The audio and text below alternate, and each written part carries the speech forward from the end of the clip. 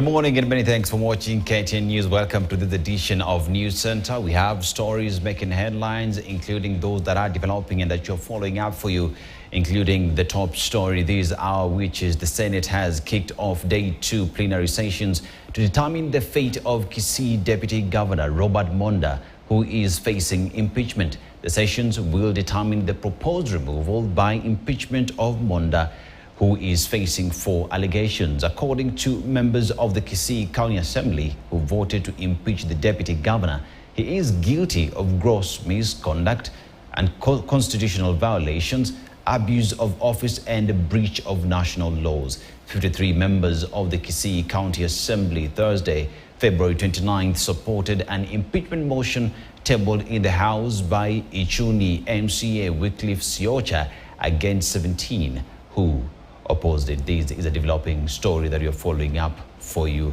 We shall be bringing you the very latest, but now let's go straight to the Senate and follow through that proceeding.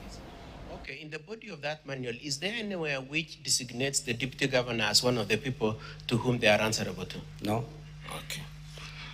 And lastly, you say you've come here to tell us what the sub-county ward administrator told you, isn't it? It is my deputy in charge of sub-counties. Yes, but that's not the question I've asked you. I've asked you, as you stand here, your testimony to this Senate is what the sub-county ward admin told you, isn't it? No. It is based on? On my deputy who's in charge of sub-counties. And how did he get that information again? He did investigations. And he communicated to the sub-county ward administrator? Is it? Communicated to the sub-county admin, not to ward administrator. Now, if we really wanted to know for a fact that indeed 20 people went to the deputy governor's house, that indeed there are people who are not deployed, the best person would have been that sub-ward county admin, isn't it? That is the person who has the raw information, is the one who is immediately in that vicinity, isn't it? Yeah, but he failed to report. Sorry? He failed to report. That's not what I've asked you. I'm saying that is the person who would have told this Senate directly that I know for a fact that there are 4 people working there who have not been designated to work there, and there are 20 people who went to deputy governor's house. That is the person who would say that, isn't it? From personal knowledge. The enforcement officers... Please understand my question. My question is, the person who has personal knowledge of whether or not there are 4 people working at the deputy governor's house and whether or not 20 people went to effect arrest is the sub-county ward admin, isn't it? That is the person right on the ground. There is a sub-county commander who reports to me. Okay. So who knows for a fact, who is the most immediate person to the vicinity of the house of the deputy governor and who would know which people went to his house? Who would be? The sub-county enforcement commander. Sub-county enforcement commander, isn't it? That is the person who would have told this Senate directly what happened, isn't it? The sub-county commander reports to me. Sorry? Reports to you. Yeah. But as a question of a witness, that would have been the best witness for the Senate to know for a fact whether what you're saying is true or not, isn't it?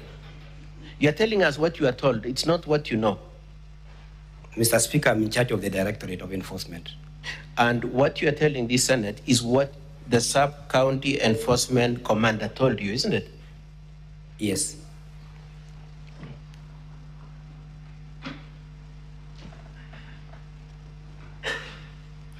And I know my colleague, Mr. Mutuma, asked you whether you came here under coercion, whether you are threatened, whether, and so on and so forth. Why was it necessary to be careful about that? Why was it necessary that they take precaution that you do not be seen as a weaponized witness? Why was it necessary to do that? Mr. Speaker. Yes. I am in charge of... No. Just asking, why defensive when nobody has made an accusation against you? Why is there that defensive sense that you might have been a weaponized witness? Why?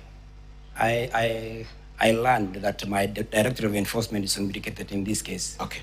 Now, isn't it true that the sub-county enforcement commander knows for a fact that the 4 people working at the deputy governor's place are designated to do that job and was not ready to come and lie, and that you are the only one who was available to give a distorted truth of the fact?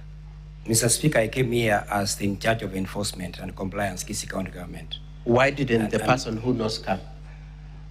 I take responsibility as the in charge. I put it to you that it is because you are more malleable and because you've been acting for forever, and you are hoping that by giving this testimony, you will graduate into a confirmed position. Honorable Senators, that's not true.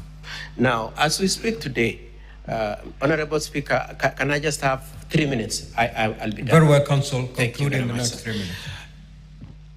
As you speak today, do you know where all the population of your enforcement officers are?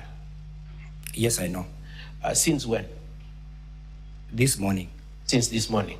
So before that, when you are acting, when you are deputy, all that, you never knew where your people are, including the 20 that went to arrest and the 4 that were deputy governors. You didn't know? You asked as I'm seated, I'm standing here. Yes. And before that, did you know? I know. Did you know? I know. I'm not asking about today. We are talking about your testimony saying there are 4 people in deputy governor's place you didn't know. I know about the 4. And I said here that I complained to my boss. After the impeachment Before proceedings? the impeachment motion. Sorry? Before the impeachment motion. Have you given us any document? No.